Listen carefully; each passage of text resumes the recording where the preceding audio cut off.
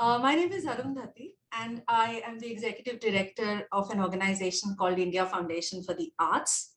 It's based in a small city called Bangalore, more or less central in India, and it works across the country.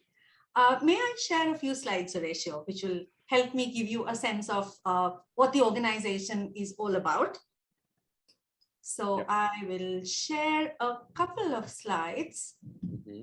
So India Foundation for the Arts, it's a nationwide independent non-profit organization. Our work essentially is in grant making and project implementation across the arts and culture. We are the only independent non-government organization that supports and implements projects in arts and culture. You know, in the UK, often when people ask me, or anywhere in Europe, that, you know, what is really the structure? I said, imagine an arts council, and then imagine that the government has nothing to do with it. So basically, we raise our own money and we spend our own money, and the arts community decides in a participatory manner what should be funded, what project should be implemented. So we are independent, we are free, and that's how we support the entire arts and culture sector. We've been around for 26 years, and for the past 9 years, I have been leading the foundation. But in the past 21 years, I've been working for the foundation as a fundraiser, program officer in different capacities. In this time, we have supported about and implemented about over 700 projects across the arts, across India, across 23 languages. You know how large India is, how diverse India is, how, so we need about 7 programs and initiatives that run round the year. Artists, scholars, researchers apply. We get about 1,000 applications every year under these different programs, and we read all of them. They come in 35, more than 20, 30 languages, depending each year. We translate all of them because in the office, we have a sense of 5, 6 languages maybe. And then through external evaluators, guides, and experts, we choose about 50 projects every year to implement. So that's what we look after. Now, I want to share with you these 5 key things about the organization that stands at the very core, you know, at the very heart of the organization. The first is our belief that the arts are vital for a just and equitable world. Now, if that's our belief, then what kind of work do we support? We support those kind of journeys that are challenging dominant narratives, that are looking at unheard voices, untold stories, because we feel there is so much in our histories, in our lives, that are marginalized, that are on the fringes. There are gaps, there are erasers, there are silences that more dominant narratives try to implement and quieten down large number of people and their histories. So IFA's role as a facilitator, as a catalyst, as a provocateur is really to support those journeys that are otherwise drowned in the sort of loud noise of the dominant narrative. So we encourage across all our programs, across all arts disciplines, music, theater, film, photography, literature, you name it. Now we have digital arts, we have people making games and softwares in the arts. We encourage explorations and experiments. That's the core of our work, really.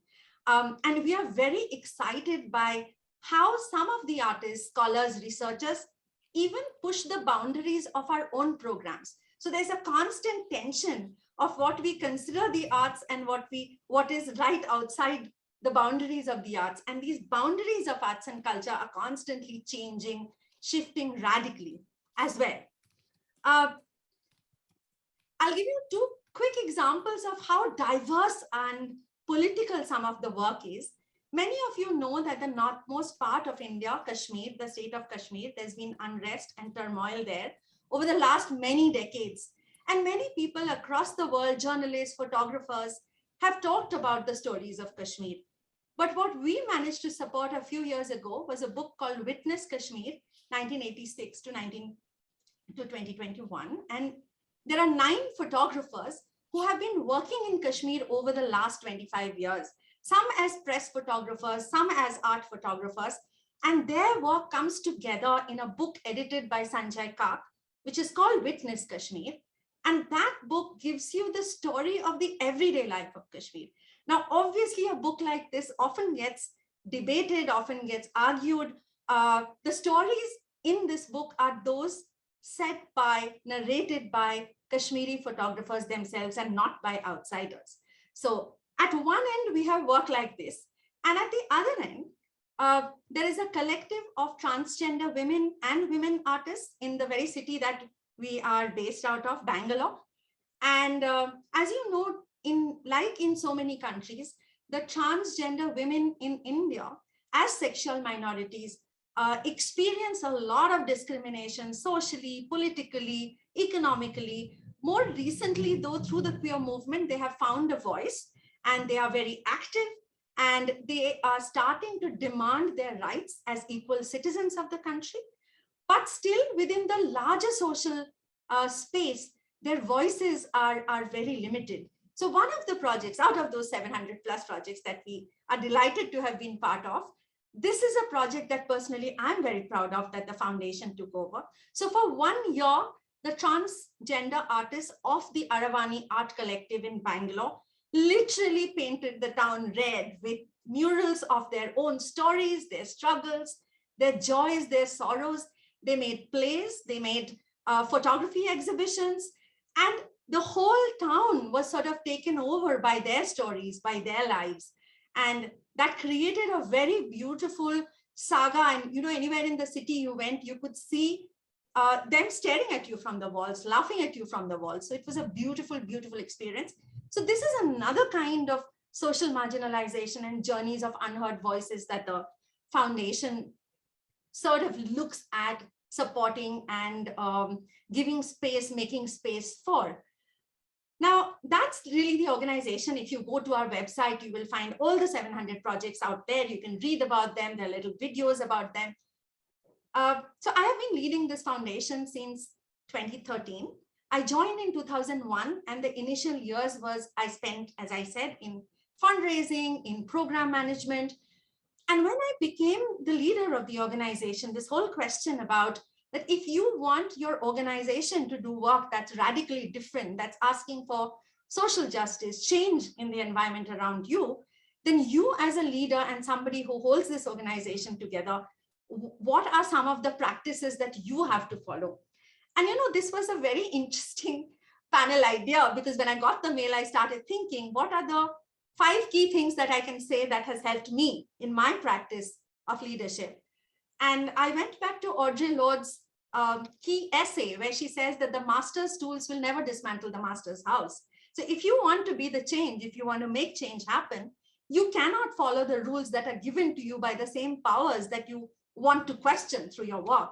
So my first rule of a leader was disrupt what is given to you. Ask a question of everything, of status quos, of who makes decisions, on why they make decisions. Why shouldn't some other people make decisions? So disrupting the given both internally within the organization and outside is very important for a leader, because you can't be a status quoist leader and then expect that the arts world is going to create work that will be radically different and challenging. The second thing, find what is not in the room. Find, again, going back to our own ethos, go find those kind of projects that are not heard of, that are not seen. Say no. I have found saying no is a great leadership strategy. Say no to the kind of money that you don't want. Say no to impact measurements that you don't believe in. Say no to typically neoliberal capitalist ideas that are fed to you, saying that growth is your only option. And in order to grow, you have to compromise on your values. Say no. I have found saying no has actually helped me make a lot of leadership decisions very more easily than not. Distribute responsibility, but also authority among your team members. You can't do one and then hold the other to heart, because with responsibility can only be distributed if you are willing to also share authority and power. So breaking power at the center means making small packets of it and allowing it to travel across your organization. But the 2 years of COVID has given me the final lesson, I think, in leadership, which is that you can have all of this and still be an organization without a heart. So care has to be at the heart of leadership. And during the terrible 2 years of COVID and the pandemic in India, we realized how you could have everything in place and still fail as an organization that wants to make change in the world, because you don't have care at the heart of it.